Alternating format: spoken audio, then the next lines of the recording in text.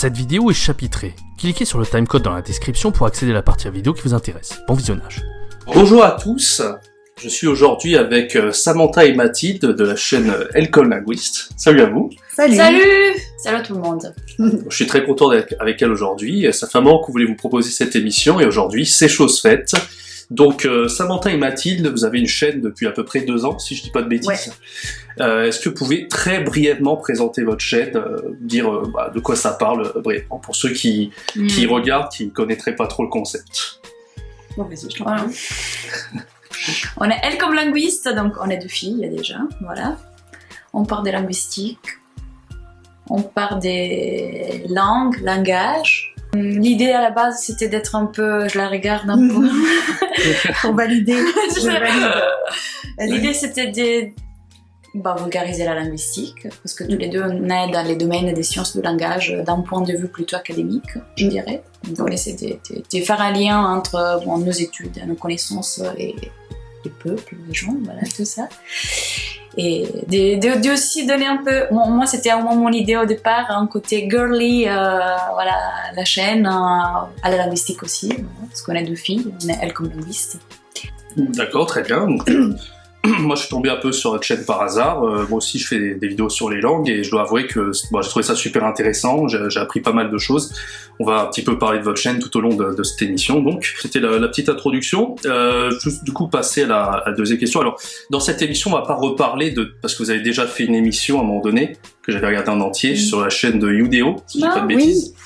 Oui. Donc cette mission, je vous dis tout de suite, sera pas un doublon de ce que vous avez pu voir si certains regardent cette émission-là. Je l'ai personnellement regardé et puis j'ai pris des notes, il y a des choses assez intéressantes, mais et voilà, donc là ce sera vraiment concerné sur votre chaîne, etc. Donc on peut tout de suite passer à la deuxième question. Alors ça va plus concerner Samantha pour le coup. Donc Samantha, toi, dont tu as parlé de ton parcours dans la vidéo qui s'appelle SOS Doctorat, Storytime, Mouvement Perpétuel et Motivation. Et t'as aussi fait un... Non, c'est un titre genre... C'était un peu ma faute. C'est ça. Moi je me dis, qu'est-ce qu'on met comme titre? Je fais des choses n'importe quoi? Non. Oui, Mouvement Perpétuel. Et toi, t'as aussi fait une vidéo que j'ai bien aimée qui s'appelle Draw My Thesis Defense. Je prononce à la française, mais c'est donc un doctorat que t'as effectué ici à Paris, donc entre 2012 et 2016. Et alors, moi, ce que j'ai remarqué, c'est quand même, globalement, t'es quand même un peu plus présente que Mathilde sur la chaîne. Est-ce qu'il y a une raison particulière pour ça ou J'avais plus de temps, je crois. Voilà, c'était une...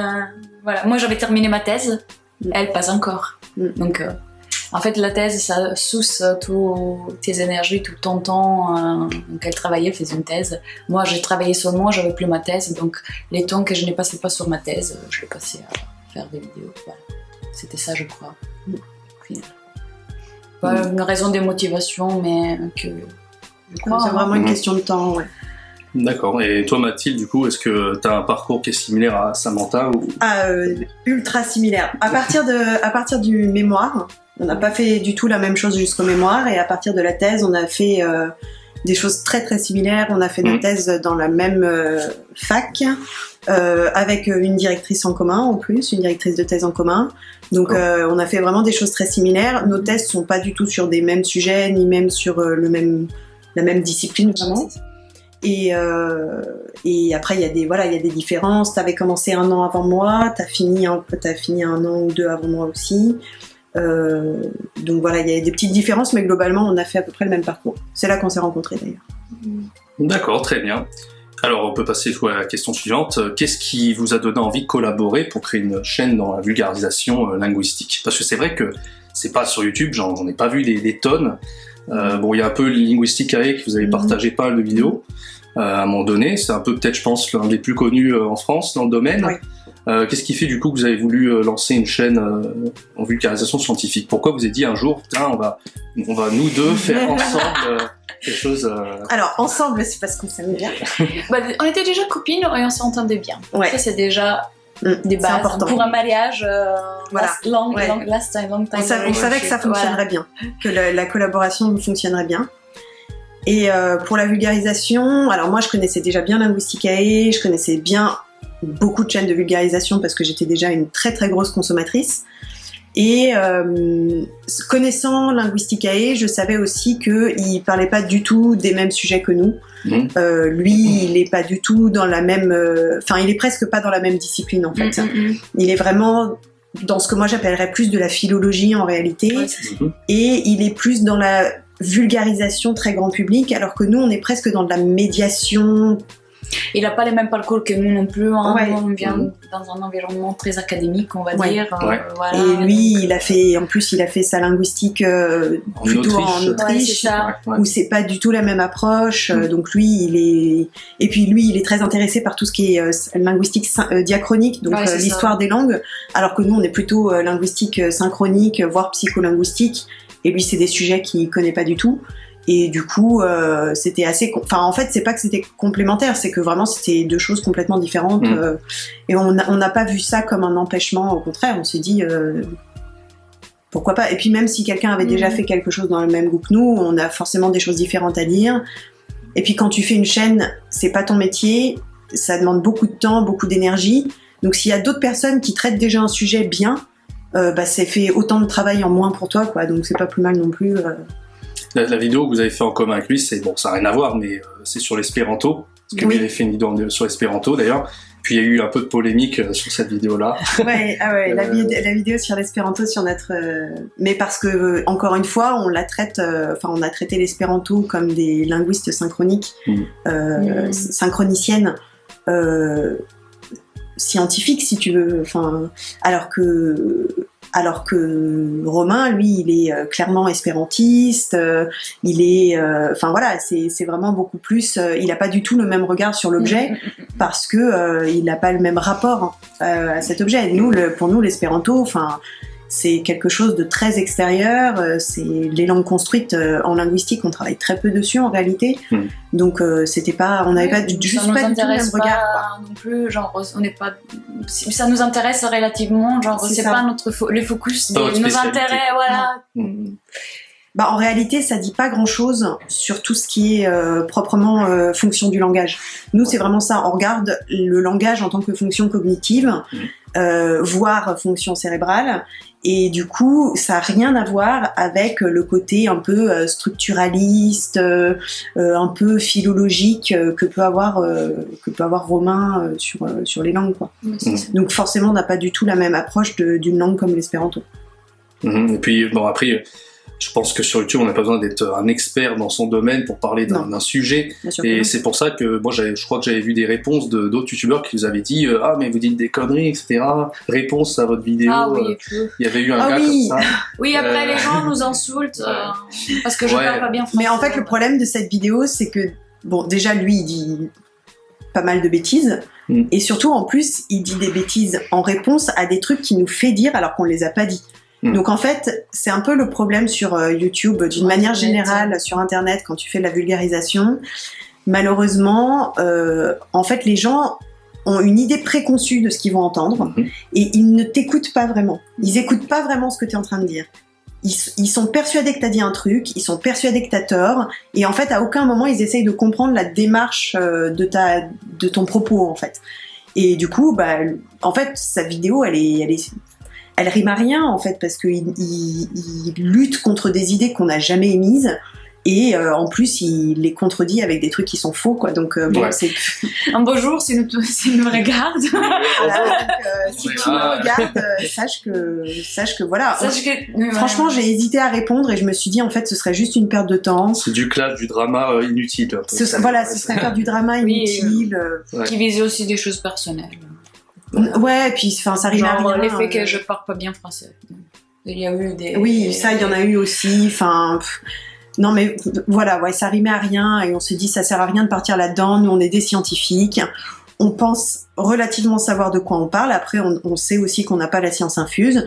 Si quelqu'un qui connaît mieux un sujet veut nous en parler, du moment que c'est fait avec bienveillance, au contraire, c'est le bienvenu, tu vois, on est contente de discuter. C'est déjà arrivé d'ailleurs, notamment sur la vidéo sur l'espéranto, il y a eu des discussions, des gens qui n'étaient pas d'accord, mais qui expliquaient pourquoi ils n'étaient pas d'accord.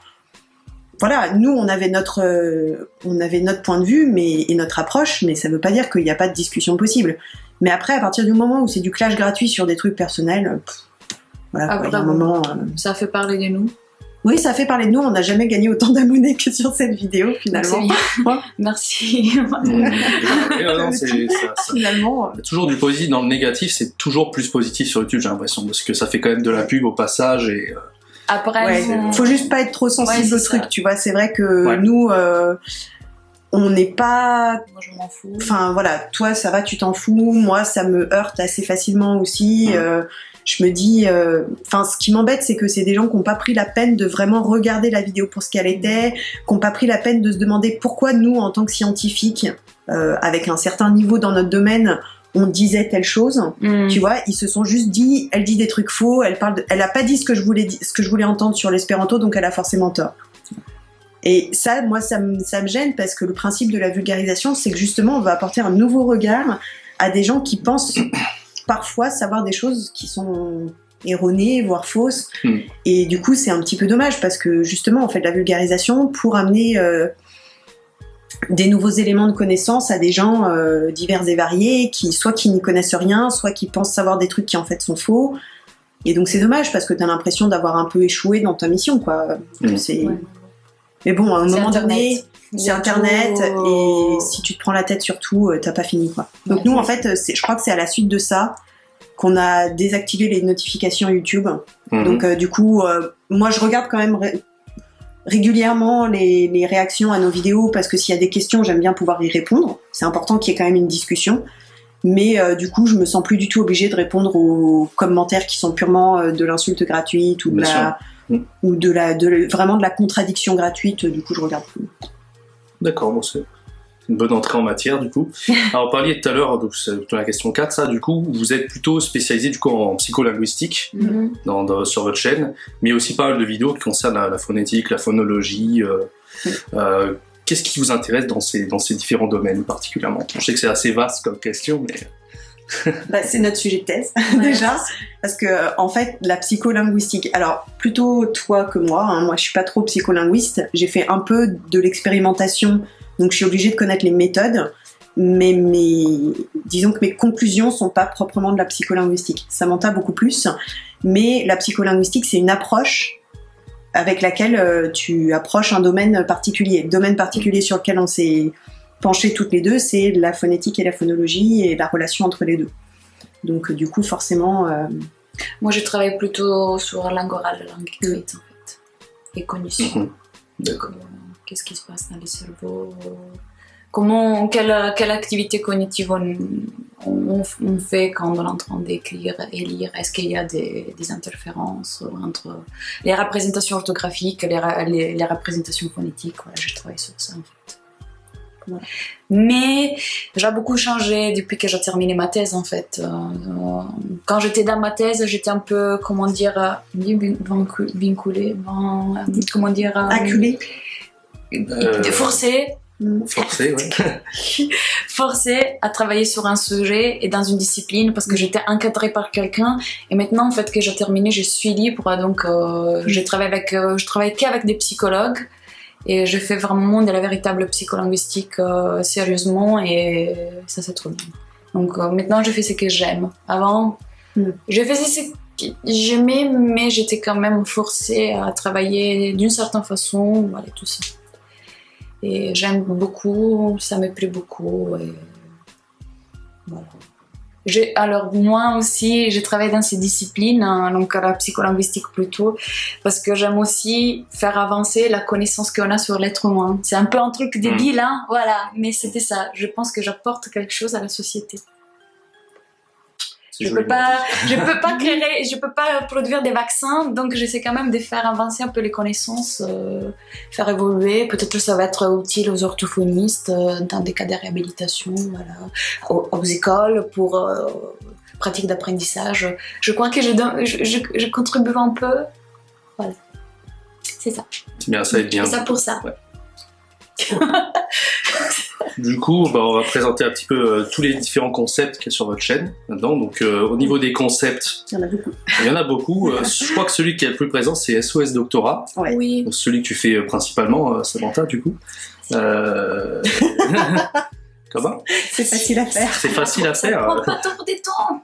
Ouais, moi personnellement, qui hésite encore, qui pose des questions sur le doctorat, du coup, je trouve ça rien que c'est pour ça. Puis là récemment, en plus, t'avais des guests aussi, t'avais invité des guests et du coup, ils faisaient un peu partager leur expérience, tout ça, donc c'était intéressant. Donc là-dessus, t'as fait, donc c'est plus des conseils, du coup, des tutoriaux, on va dire. Des vidéos de motivation pour ceux qui veulent effectuer un PhD, du coup. T'as fait 11 épisodes, voire un peu plus même maintenant. À l'époque où j'ai écrit ça, il y avait 11 épisodes, donc plus d'une dizaine, on va dire. Ouais, c'est ça. Parce que je continuais. Donc ça, c'est Samantha. Donc Mathilde n'a pas fait SOS Doctorat Non. Pour l'instant. Par contre, Mais quand elle aura terminé sa Parce que thèse, j'ai pas elle va faire ça. Quand j'en Parce aurai... qu'elle est encore dans les mécaniques. J'ai pas le recul en fait. Voilà, c'est j'ai ça. pas le recul et même si effectivement j'aime bien aussi dispenser des conseils méthodologiques, etc. Je pense que j'ai pas encore le recul. J'ai pas le temps non plus. Et en plus, je pense que je suis pas... Samantha, c'est la meilleure personne pour parler de la thèse. Parce que même en thèse... Non, mais c'est vrai, hein, je connais personne qui a vécu sa thèse comme elle.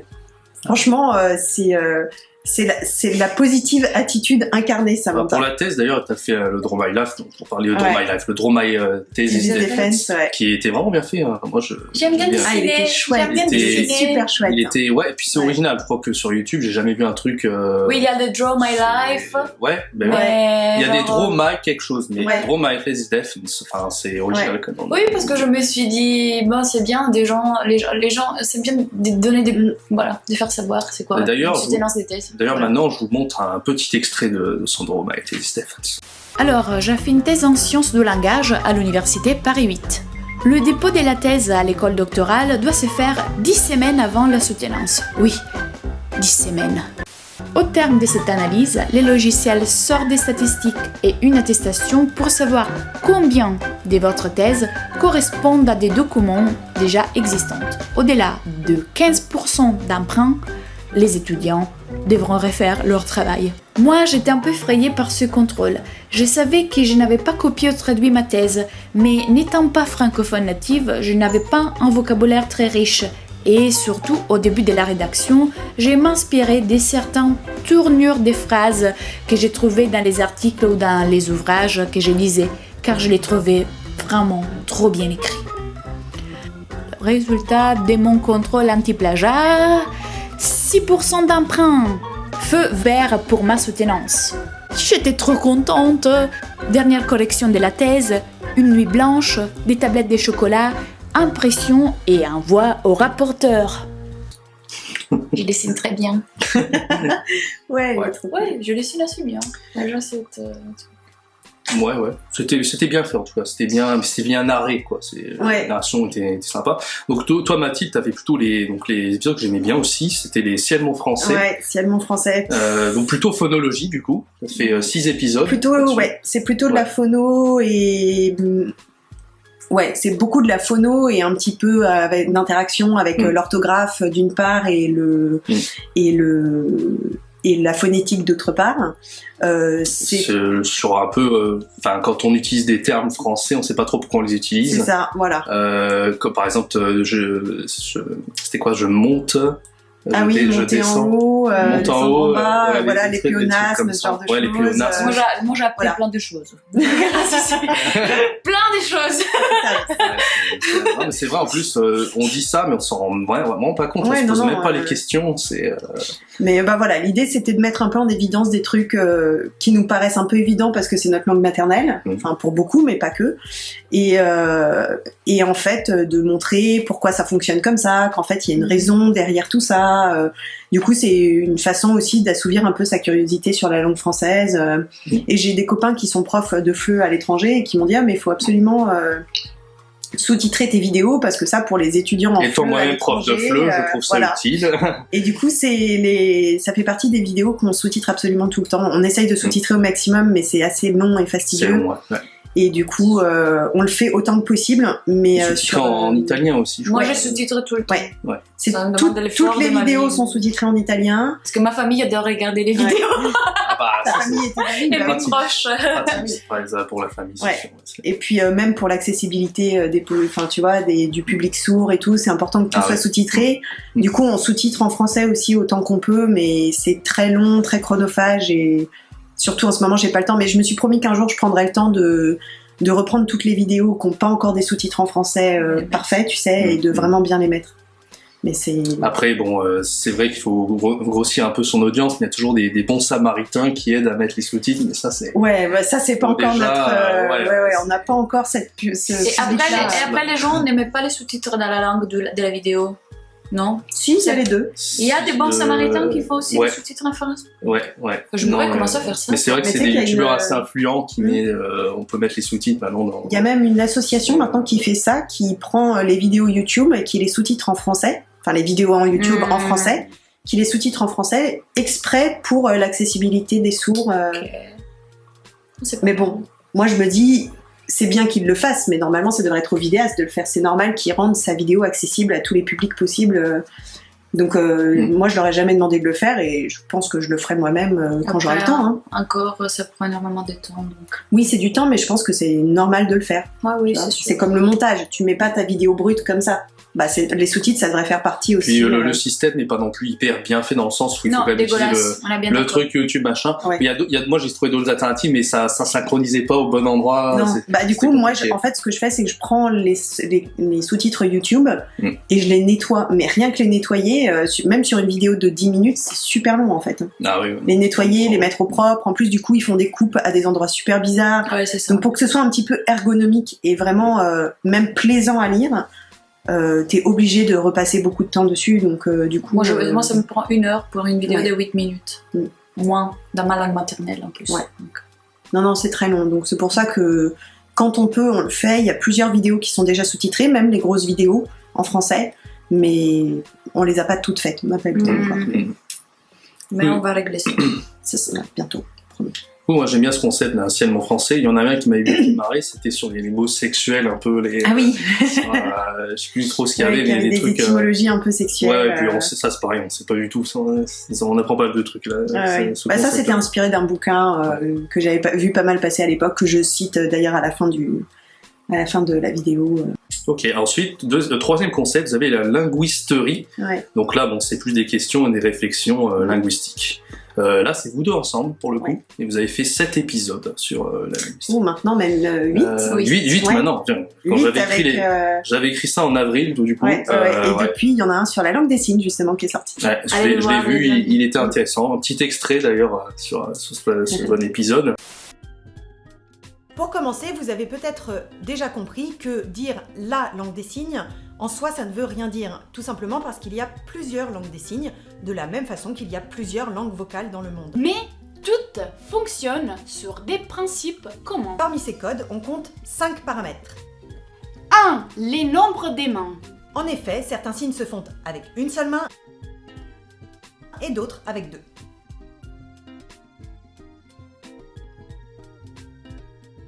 2. La configuration de la main. C'est-à-dire la forme que prend la main. Les doigts sont-ils tendus, pliés, combien de doigts, lesquels, etc. Ouais, et donc ensuite, donc, au niveau des concepts, il y en a un autre par Samantha, c'est Pop Linguistics. Oui, Il est trop cool. où je m'éclate parce que je peux m'habiller différemment, faire des trucs. Ouais, Des donc mises en là, scène. là, c'est vraiment ta créativité. Et donc, il y en avait un que je me rappelle, tu parlais du dab, Voilà. des mignons. aussi, J'essaie de trouver des trucs. et puis, c'est marrant parce que oui, vraiment, les mignons, on y va. Et puis, il y en a, voilà, c'est pour la forme. Il y a le langage, mais on va pas chercher à comprendre trop. C'est comme moi à l'époque, les Sims, le langage, ça me faisait marrer, mais je savais pas vraiment qu'il y avait une signification derrière. Donc, ça peut être intéressant par biais de la fiction, finalement, d'apprendre des choses comme ça. Oui, c'est Ouais. Et je fais ça aussi avec mes étudiants. Ça marche Ouais. très bien. Et ça marche très bien parce qu'en fait, parfois, surtout, pas que dans les environnements académiques, mais on a l'impression que la science est très détachée de la réalité, en fait. Mais non. Ouais. Bah, il faut. Mais moi, je voulais lancer un concept parallèle, mais encore une fois, quand j'aurai le temps. Elle avait commencé. J'ai Elle avait commencé. commencé. Elle avait Un petit commencé. spoil, Je alors. suis Petit témoin. spoil, bande-annonce. Petit Je voulais spoil. lancer un concept parallèle qui s'appellerait Geek Linguistics.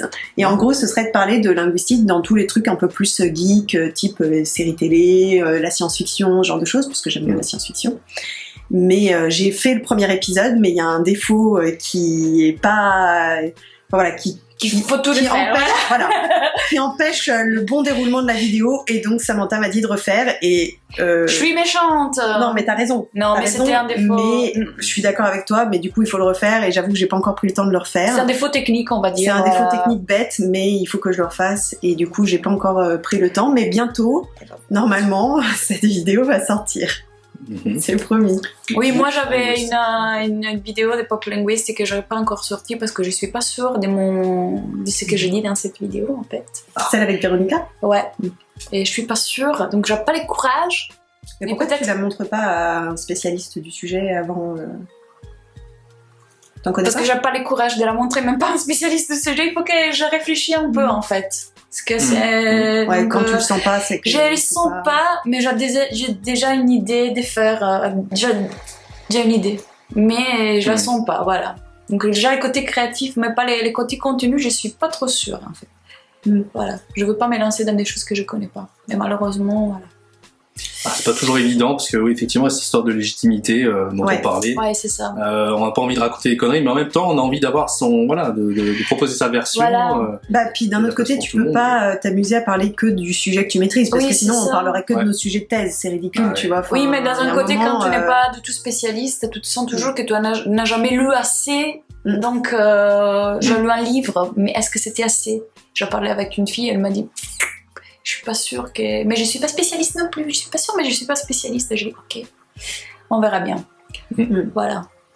Bon, à voir. Donc à ça m'a venir. un peu bloqué, mes pop linguistics, ce truc. Mais on verra bien. On verra bien. Voilà. En tout cas, une série très intéressante que je vous invite à aller regarder.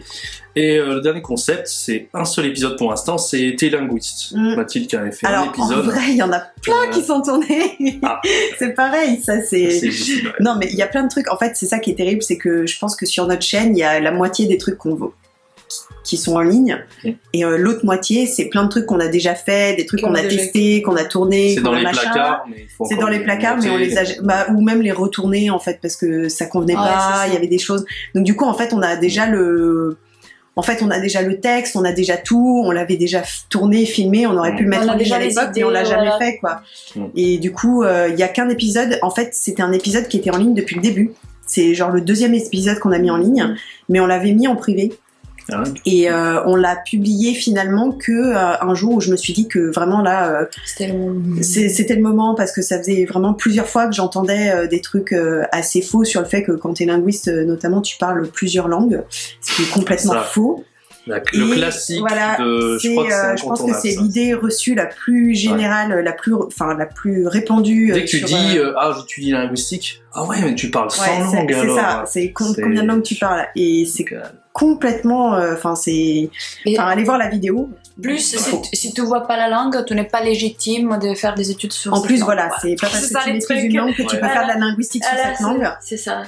Donc, Donc voilà, et donc je me suis dit bon bah c'est pas grave, elle me plaît pas cette vidéo, mais il faut la mettre en ligne parce que le contenu, enfin je sais que je la retournerai pas, j'aurais pas le courage de le faire, et le contenu est quand même important, c'est une idée qui est importante à diffuser, et donc on l'a quand même mise en ligne, on l'a mise en public à ce moment-là. Mais en réalité, on l'a mise en public peut-être un an après la sortie, le début de la vidéo, enfin après le début de la chaîne, donc ça faisait déjà un an qu'elle était en privé sur la chaîne. C'est incontournable parce que s'il y en a qui vont sur une chaîne, ils disent linguistique, ok, c'est des filles qui parlent des Ouais. milliards de langues. C'est ça. Ok, tout de suite, on casse le Ouais. cliché. Et c'est la différence en fait entre notre chaîne et peut-être d'autres chaînes de linguistique, c'est qu'on fait une chaîne sur la linguistique, sur les sciences du langage en fait, Ouais, vraiment c'est ça. Mm. sur les sciences du langage, pas sur les langues, Ouais. tu vois. Et c'est ça qui fait la grosse différence avec pas mal de chaînes peut-être pas forcément francophones, parce que francophones il y en a pas assez, mais anglophones par exemple, il y en a pas vraiment qui abordent vraiment les sciences du langage. Vraiment, c'est souvent des chaînes qui parlent des langues en général, qui présentent des langues, qui présentent comment elles fonctionnent, mais pas forcément qui parlent des sciences du langage, de ce qu'on sait de la fonction du langage. Donc c'est aussi pour ça qu'on s'est lancé là-dedans, c'est que c'était un peu nouveau à l'époque. vidéo qui a un discret succès en plus. la vidéo Télinguiste. Oui. Ok, très bien. Donc parmi tous ces concepts du coup offerts, lequel prenez-vous un peu plus de plaisir à faire que les autres? Est-ce que vous préférez faire solo? J'imagine que vous préférez faire à deux déjà, les concepts en duo, c'est Oui, peut-être on peut le faire parce plus qu'on se délire. voit. Ouais. Moi, c'est Parce qu'on n'habite plus dans la même Ouais, ville en en fait. plus, c'est Ouais, en notre plus, excuse pour se voir Oui, maintenant. c'est ça. Ouais, moi clairement, les vidéos que je préfère faire, c'est clairement la linguisterie. Déjà parce que, mais pour plein de raisons en réalité. Déjà parce qu'on est Parce à que je deux. suis là. Oui. Et en réalité, c'est parce que Samantha est mon esclave et que c'est elle qui fait le montage et que j'ai horreur de ça. Donc ça, c'est une raison aussi. C'est aussi parce que du coup, en termes de texte, souvent c'est moi qui écris ces épisodes-là et je peux vraiment approfondir des questions qui me tiennent à cœur. Et donc notamment parce que je peux rentrer en détail dans des sujets un peu divers et variés. En plus, du coup, on peut vraiment prendre plein de sujets. Et l'idée derrière, en fait, c'était souvent de prendre, pareil, des questions. Souvent, c'est sous forme de questions, les épisodes. Et en fait, l'idée, c'est de montrer que on n'a pas tous les éléments de réponse quand on ne sait pas poser vraiment plus la question que ça. En fait, c'est des choses qu'on pense savoir, on pense avoir la réponse. Et ou alors, c'est vraiment des idées tellement répandues qu'on est persuadé qu'on sait, qu'on connaît bien la réponse, et en réalité on se rend compte qu'il y a plus que juste la réponse attendue, quoi. Et du coup l'idée c'était de prendre ça comme prétexte pour parler de sujets un peu plus approfondis en sciences du langage, et donc du coup ouais, clairement ça c'est mes épisodes préférés à faire. D'accord, très bien. À votre avis, du coup, sur tous Moi, ces je dois formats... dire c'est que je préfère ou Ah pas oui, pardon. Vas-y. Vas-y. Moi, j'aime tout. Toi, Voilà. tu t'éclates sur tout. Oui, je m'éclate surtout. Ouais. Voilà. Mais j'aime bien SOS Doctorat parce qu'en fait, je vois qu'il y a beaucoup de gens qui sont perdus dans leur parcours scolaire et tout ça. On n'a pas d'informations sur les doctorats en général, en fait. On ne sait pas c'est quoi un PhD, comment on peut venir faire un PhD en France. Nous, on manquait d'informations, en fait. Voilà. Et donc, on s'est dit, il faut donner des informations aux gens. Donc, on a beaucoup des étrangers qui veulent faire des doctorats en France. On a beaucoup de messages, en fait. Même privés, ils pensent qu'on a des conseillères un peu pour l'emploi, parfois. Voilà. Arrêtez. Non. Arrêtez tout de suite. Enfin, vraiment, on est incapable d'aiguiller correctement, encore plus si c'est dans un domaine qui est pas le nôtre. Enfin, des fois, il y a des gens qui nous écrivent et on fait comment pour écrire un mémoire en droit? Excuse-moi, je vois pas comment je saurais, en fait. Enfin, je sais pas. Voilà, donc des questions qui sont hors sujet. C'est pas que c'est hors sujet. Je comprends qu'il ait une question, mais c'est pas à nous qu'il faut la poser. Mais quoi. ça explique quoi? Qu'il n'y a pas assez d'informations en général sur les parcours universitaires et tout ça. Et ce qui est fou, c'est que cette personne, c'est un exemple parmi d'autres, mais il a certainement des profs. Enfin, je comprends pas qu'il aille pas poser la question à ses profs. Tu vois, enfin, c'est pas à des gens sur YouTube que tu connais pas qui parlent d'un sujet qui est pas le tien. C'est pas à ces personnes-là qu'il faut poser la question. Ça explique qu'il manque quelque chose. C'est clairement il y a un problème, quoi. C'est assez révélateur. Mais nous, on n'est pas capable. On peut donner un minimum d'informations, mais ça ira pas plus loin que ça, quoi. Après, peut-être, pour moi, c'est mon hypothèse, mais peut-être qu'il y en a sur YouTube, ils osent derrière un écran, ils se disent tiens, je vais poser des commentaires, c'est facile, c'est rapide, et aller voir le prof, je vais pas le déranger. Enfin, souvent les gens sont un peu comme ça. Peut-être, mais c'est un problème aussi. Ça veut dire que, ton prof, il est censé être là pour ça, quoi. Il est censé être là pour te diriger, t'aider. Si t'as peur de demander à ton directeur, tu demandes à un autre prof, tu vois. Enfin, c'est pas grave, mais il devrait pas y avoir cette barrière. Ils sont là pour ça, quoi. C'est leur travail et c'est leur mission, quoi. Donc, le truc qui c'est bien, c'est qu'il y a beaucoup d'étrangers qui après veulent venir en France, donc ils prennent plein d'informations, ça c'est pas mal.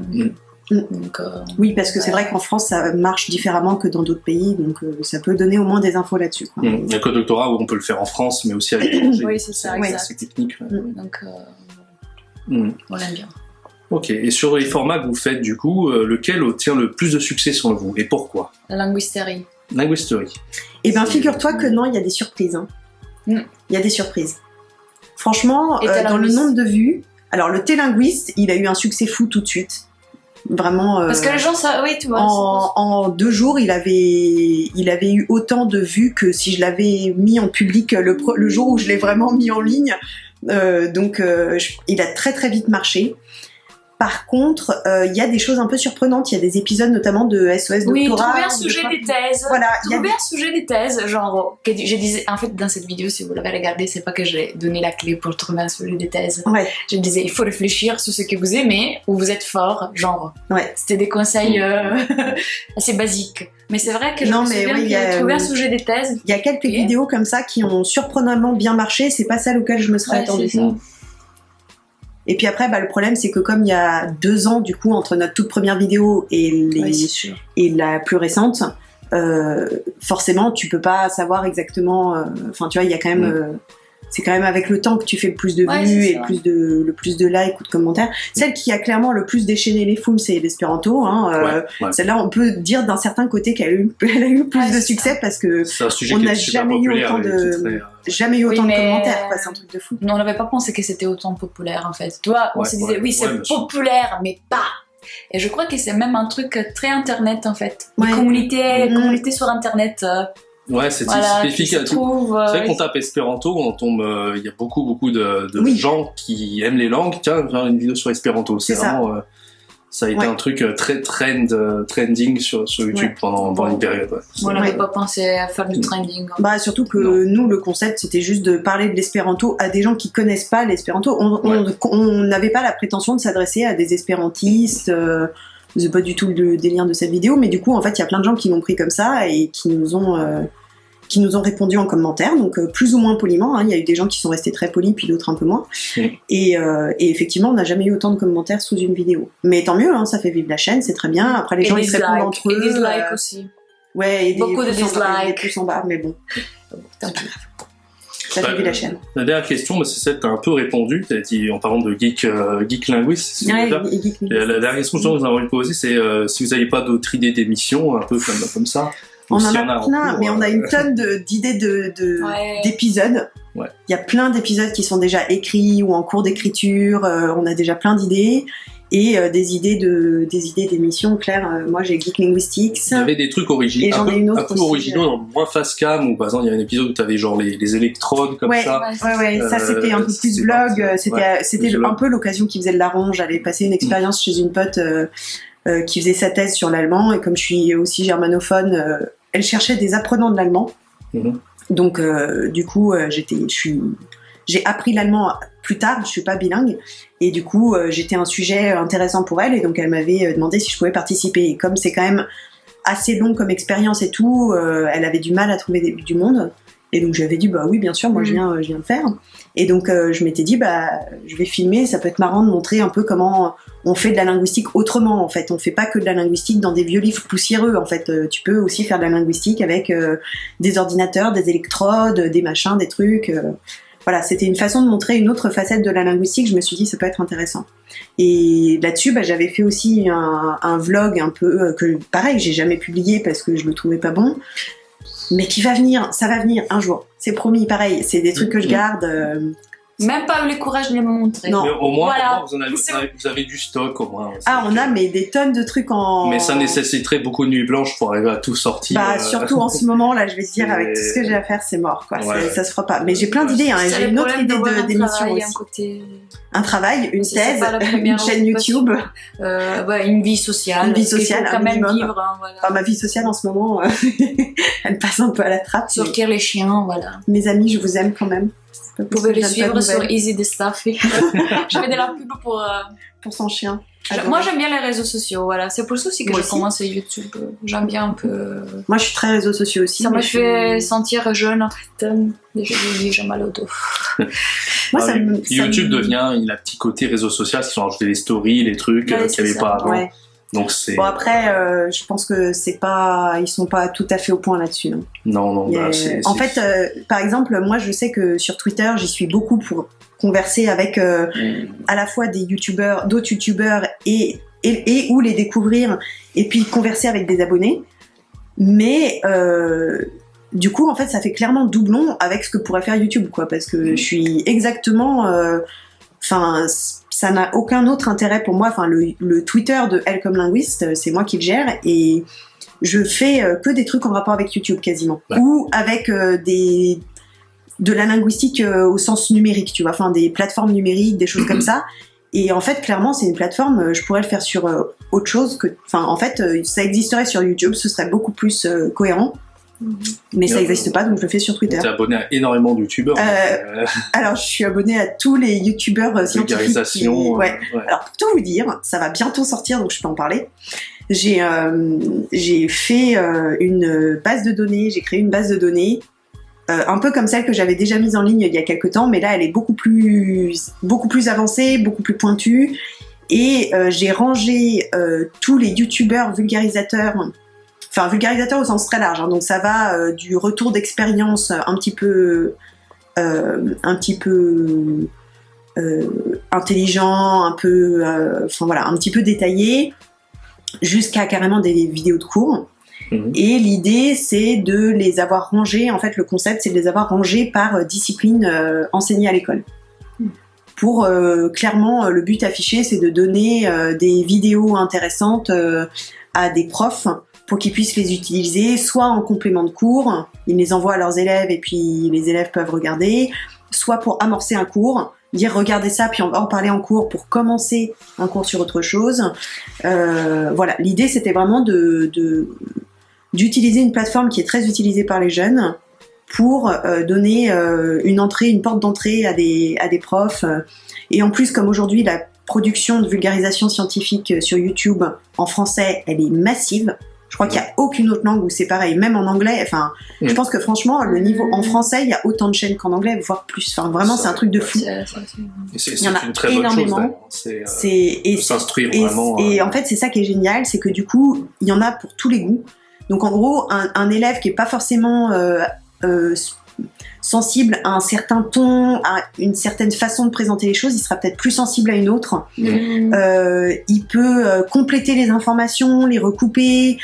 S'il entend deux scientifiques ou deux vulgarisateurs dire des trucs contradictoires, il peut se poser la question de pourquoi c'est contradictoire. Enfin, tu vois, en fait, c'est vraiment une richesse énorme.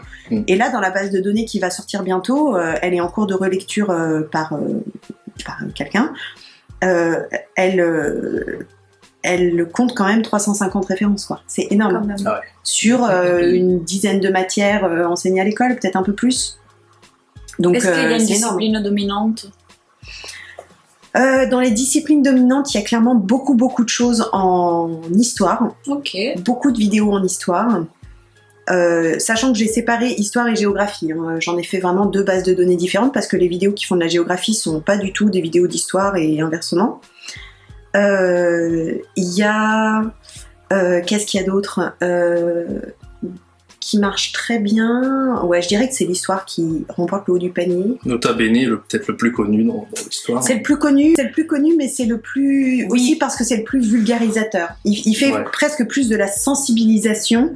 Et en réalité, des chaînes en histoire, il y en a qui sont excellentissimes. Enfin, moi, il y en a que j'adore. Pourtant, mes parents peuvent témoigner, pendant très longtemps, j'ai détesté l'histoire. C'était vraiment ma matière noire. Je détestais ça. J'avais horreur de ça. Moi, ça n'a jamais été trop mon truc. Ouais, j'ai toujours détesté. J'ai compris comment aimer l'histoire en prépa. Alors, c'est pour dire, hein, j'avais déjà 20 ans, j'avais déjà mon bac, voilà. Donc j'ai détesté ça pendant très longtemps, mais il y a des vidéos qui sont hyper intéressantes, qui problématisent bien, enfin qui sont vraiment top. Il y en a qui ont des talents de narrateurs. C'est un truc de fou, tu les écoutes. Le mec qu'on avait rencontré, comment il s'appelle? Le mec qu'on a rencontré le mythologue. Non, l'histoire... Estonie. Oui. Oui. Lui, ouais, genre, bah lui, il part trop bien. Moi, super j'étais bien. là, oh mon Dieu, il part trop bien. Ouais, non, mais il y en a, t'as l'impression qu'ils te racontent des histoires. Ouais, hein. Hero.com, c'est pareil, t'as l'impression qu'ils te racontent une histoire. En fait, t'as l'impression d'être devant un feuilleton quasiment, tu vois. Enfin, c'est...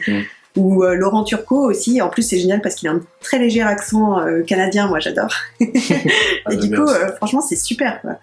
Et pour le coup, je pense que les chaînes d'histoire, c'est celles qui sont les plus répandues. Ouais, c'est vraiment...